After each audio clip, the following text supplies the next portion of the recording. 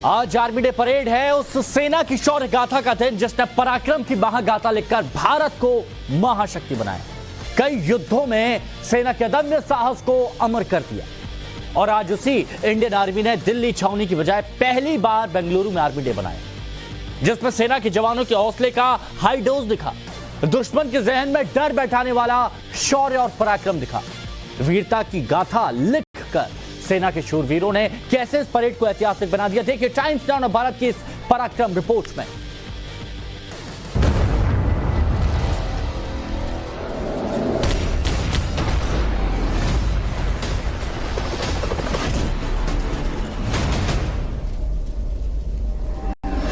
आज के दिन हम उन वीरों को याद करते हैं जिन्होंने देश की रक्षा में अपनी जान न्यौछावर कर दी।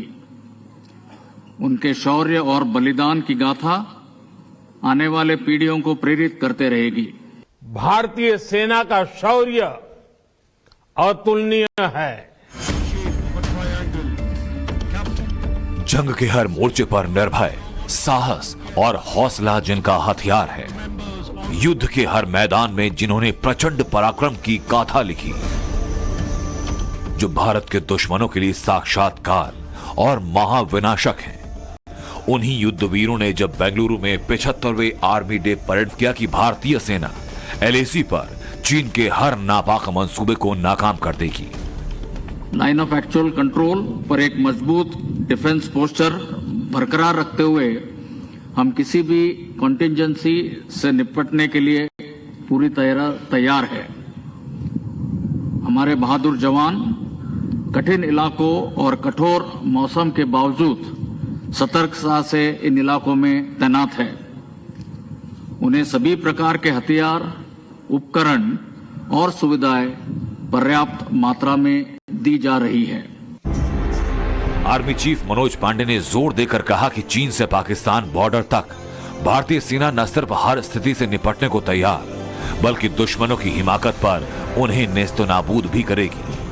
LOC के पार आतंकी अड्डों को लेकर आर्मी चीफ ने पाकिस्तान को चेता दिया।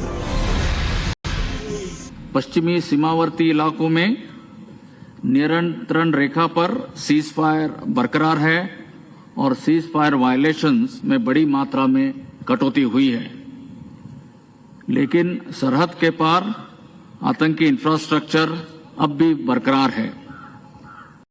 हमारा काउंटर इन्फिल्ट्रेशन ग्रिड वहां से होने वाली घुसपैठ को निरंतर नाकाम कर रहा है।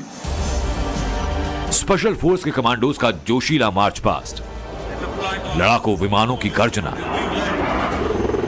अटैक हेलीकॉप्टर्स के फ्लाइंग पास्ट, पैराट्रूपर्स की स्काई डाइविंग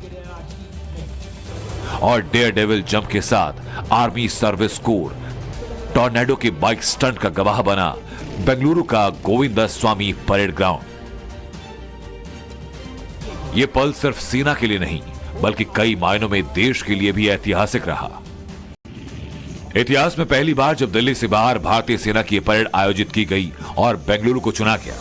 साल 1949 से दिल्ली छावनी में स्थित करियप्पा परेड ग्राउंड में इसका आयोजन होता आया, लेकिन इस बार यह परंपरा टूट गई। इससे पहले पिछले साल एयरफोर्स डे का आयोजन भी दिल्ली NCR के बाहर चंडीगढ़ में हुआ। आखिर आर्मी डे परेड को दिल्ली से बाहर करने का फैसला क्यों हुआ? मोदी सरकार ने फैसला क्यों लिया? इसकी वजह आप आर्मी चीफ से सुनिए।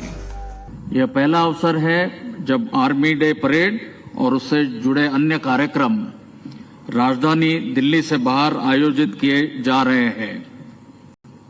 इससे सेना को देशवासियों से जुड़ने का सुनहरा मौका मिला है।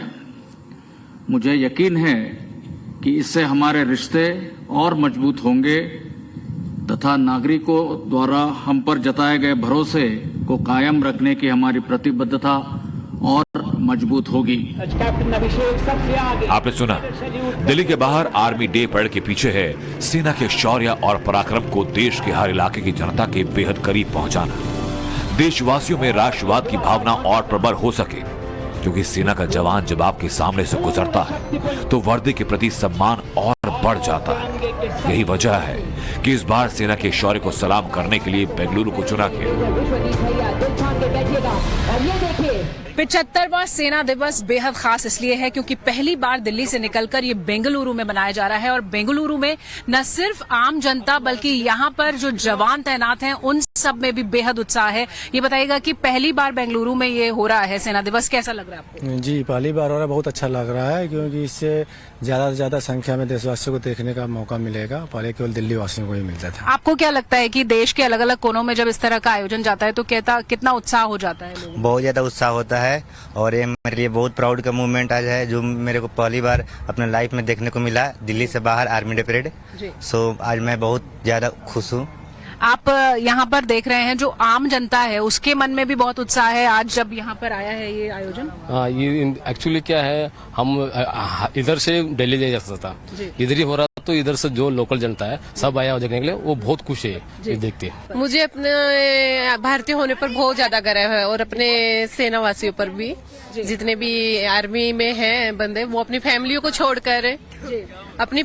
छोड़कर यहाँ पर इतनी मेहनत करते हैं, अपनी ताउम्र गुजार देते हैं, तो मुझे उन पर बहुत गर्व है। बेंगलुरु में आर्मी डे परेड के आयोजन की दूसरी वजह है दक्षिण भारतीयों के बलिदान को सम्मान देना। तीसरी और सबसे बड़ी वजह फील्ड मार्शल के.एम. करियप्पा की जन्मस्थली का कर्नाटक में होना। देश के पहले commander in chief KM. Cariappa Karnataka से ताल्लुक रखते हैं।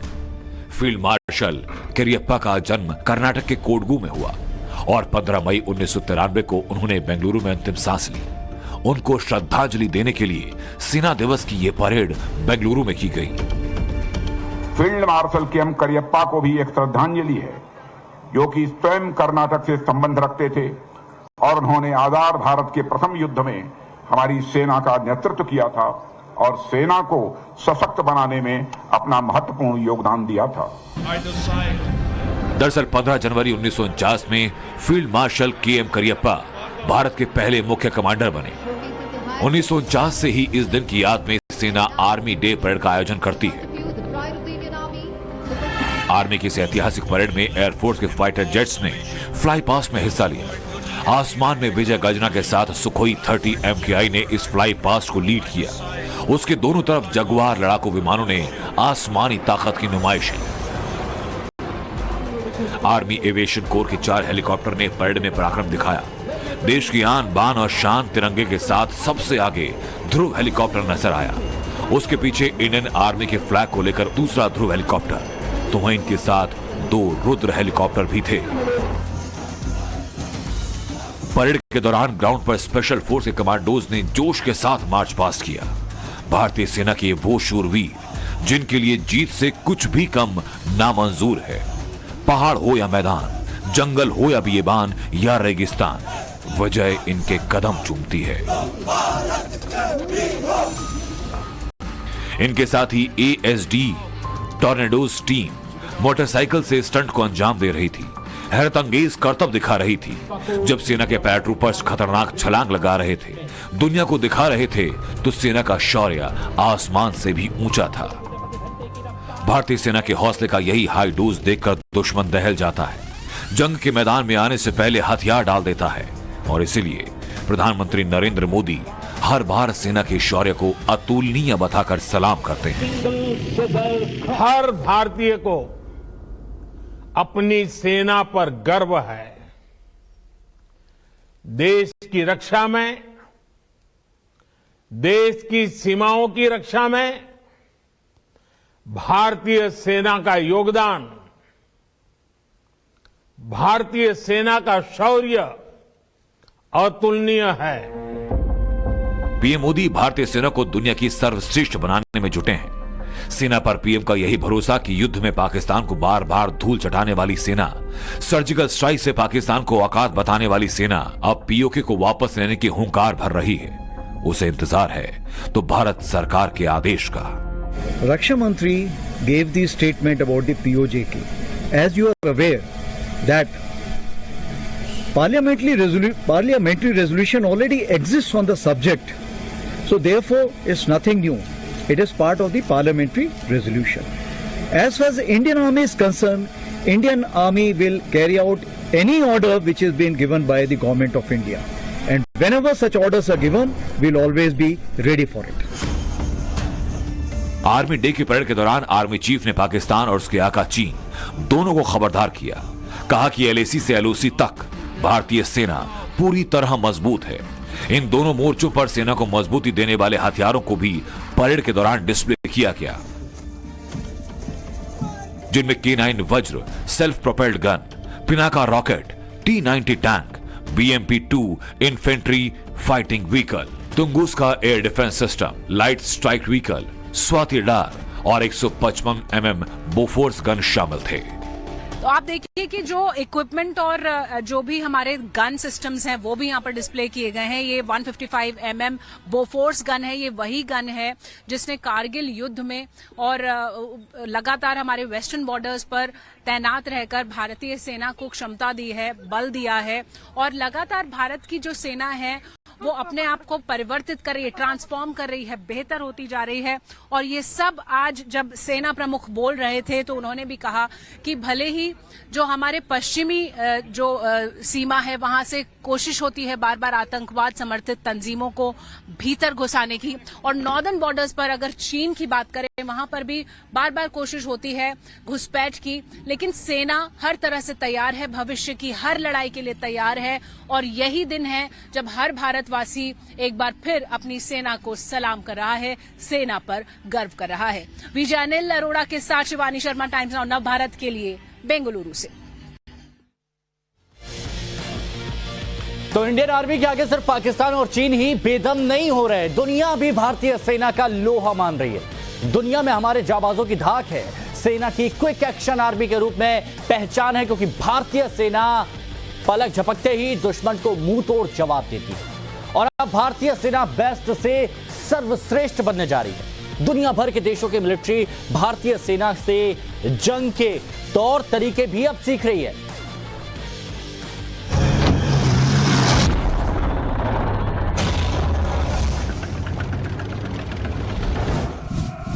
भारतीय सेना की बढ़ती ताकत देख चीन, पाकिस्तान के साथ अमेरिका भी हैरान है, क्योंकि सेना पलक झपकते ही ला देती है दुश्मन के इलाकों में तबाही का तूफान। हमारी सेना का केवल नाम ही काफी है।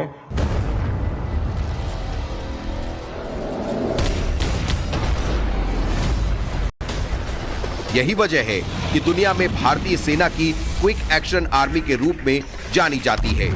क्रॉस बॉर्डर ऑपरेशन करने में भी भारतीय सेना को महारत हासिल हो चुकी है।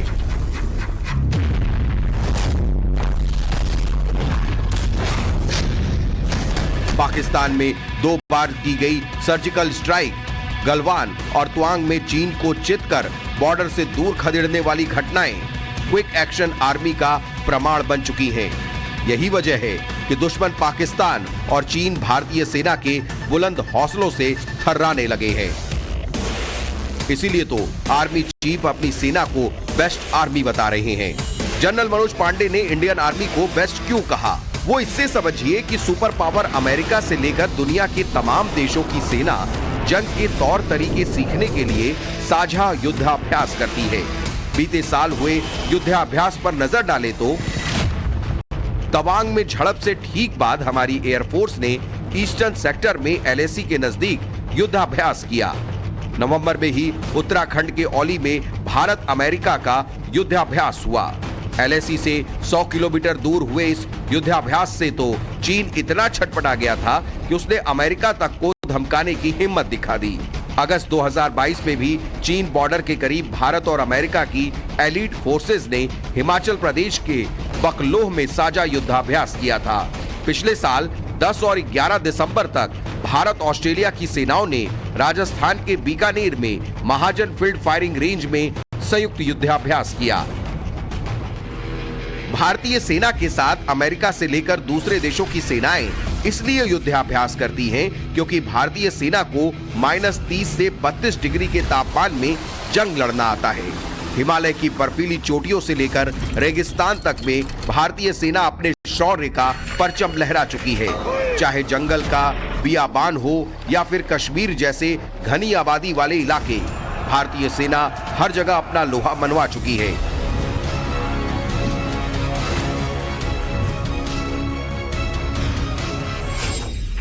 यही वजह है कि भारतीय सेना का लोहा पूरी दुनिया मान रही है।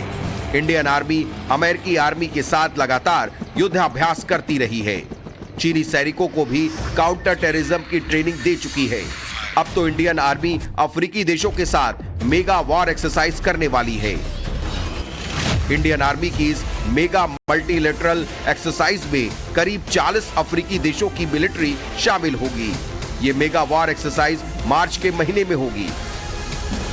इससे पहले पुणे में अफ्रीकी देशों के आर्मी जनरल्स का कॉन्क्लेव होगा, जिसमें भारतीय सेना अफ्रीकी सेनाओं को ट्रेनिंग से जुड़ी जानकारियां साझा करेगी। नेशनल डिफेंस कोऑपरेशन में भी भारतीय सेना एक विशेष रोल निभा रही है। इसमें शामिल है हमारे ट्रेनिंग इंस्टीट्यूट्स जो और मजबूती दे रही है। आज हमारे तकरीबन 5,800 से भी अधिक यूएन की पीस कीपर्स 8 मिशंस में तैनात थे। यूएन के पीस कीपिंग मिशन में भी भारतीय सेना अपना लोहा बनवा चुकी है। पीस कीपिंग मिशन में 1,171 भारतीय जवानों को यूएन से मेडल मिल चुका है। ब्यूरो रिपोर्ट, टाइम्स नाउ नव भारत।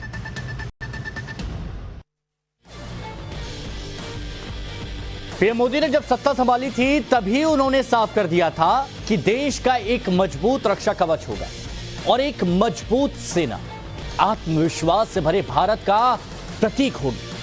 और अब पीएम मोदी सशक्त सेना और सशक्त भारत का सपना तेजी से साकार हो रहा है। आइए देखते हैं बीते 8 सालों में सेना को सर्वश्रेष्ठ बनाने के लिए मोदी सरकार में आखिर हुआ क्या क्या है।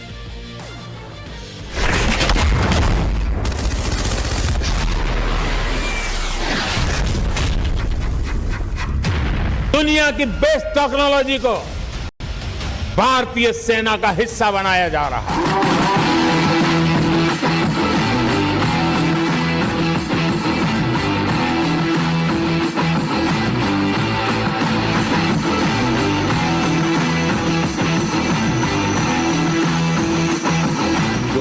जो हथियार उसके हाथ में है वैसा ही हथियार लेके मेरा नौजवान क्यों जाएगा? उसके पास वो होगा जो उसने सोचा तक नहीं होगा। वो समझे उसके पहले तो उसका खात्मा हो जाए। सशक्त सेना, सशक्त भारत, इसी ध्येय वाक्य के साथ पीएम मोदी अपने मिशन को आगे बढ़ा रहे हैं और भारतीय सेना को दुनिया की सर्वश्रेष्ठ सेना बनाने के इस मिशन पर जी जान से लगे हैं।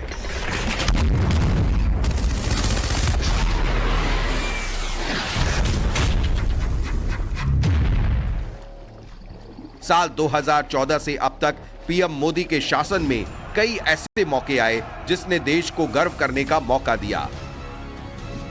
भारतीय सेना के बेड़े में कई घातक हथियार शामिल हुए, जिससे पराक्रम और शौर्य से भरे इतिहास वाली भारतीय सेना और भी ताकतवर हुई।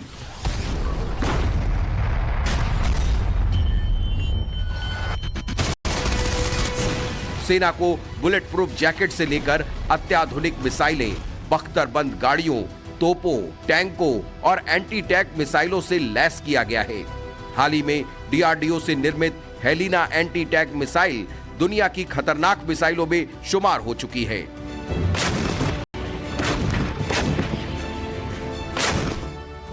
हाल ही में रक्षा खरीद परिषद ने सेना की ताकत बढ़ाने के लिए 4,276 करोड़ रुपए की 3 प्रस्तावों को मंजूरी दी।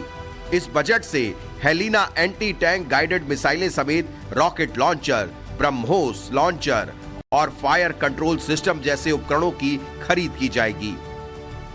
मोदी सरकार ने सेना की ताकत बढ़ाने के लिए छोटी से छोटी जरूरतों को ध्यान दिया। मोदी सरकार ने एलएसी पर निगरानी के लिए लैंडिंग क्राफ्ट असॉल्ट व्हीकल मुहैया करवाया, जिससे लद्दाख में एलएसी पर पैंगोंग लेक वाले इलाके में चीनी सेना की हर हरकत पर नजर रखी जा रही है।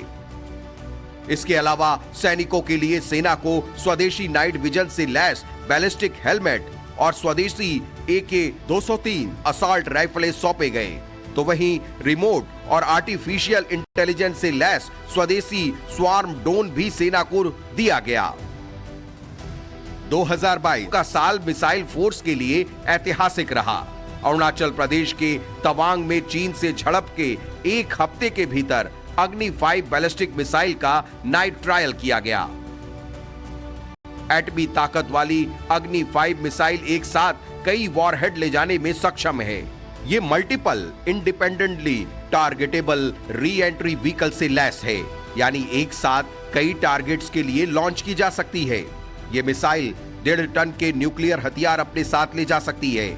इसकी स्पीड मैक 24 है, यानी आवाज की स्पीड से 24 गुना ज्यादा। अग्नि 5 के लॉन्चिंग सिस्टम में कैनिस्टर तकनीक का इस्तेमाल किया गया है। इस वजह से इस मिसाइल को कहीं भी आसानी से ट्रांसपोर्ट किया जा सकता है। अब पूरा एशिया, आधे यूरोप के साथ साथ चीन की राजधानी बीजिंग समेत पूरा चीन अग्नि 5 की रेंज में आ गया है। अग्नि 5 मिसाइल के धमाके के ठीक 2 हफ्ते बाद इंडियन एयरफोर्स ने बंगाल की खाड़ी में ब्रह्मोस एयर लॉन्च सिस्टम की कामयाब टेस्ट किया। प्रधानमंत्री मोदी ने अपने 8 वर्षों के कार्यकाल में सेना को सर्वाधिक ताकतवर बनाने में कोई कसर नहीं छोड़ी है। मोदी सरकार ने सेना को ताकत देने के लिए देश के रक्षा बजट में भी जबरदस्त इजाफा किया है। साल 2014 में भारत का रक्षा बजट 2.53 लाख करोड़ था, जो अब बढ़कर 5.25 लाख करोड़ हो चुका है। फरवरी 2023 में बजट में इसके 6 लाख करोड़ रुपए के भी पार जाने की संभावना है। अब तो भारत न सिर्फ अपने लिए रक्षा के उपकरण और अत्याधुनिक हथियार बना रहा है, बल्कि दूसरे देशों को इसे निर्यात भी कर रहा है। करीब 75 देशों को युद्धक हथियारों के साथ मिसाइल और अटैक हेलीकॉप्टरों की बिक्री कर रहा है। और यहां पर रुकेंगे बहुत छोटे से ब्रेक के लिए, जल्द लौटेंगे, कहीं मत जाइएगा।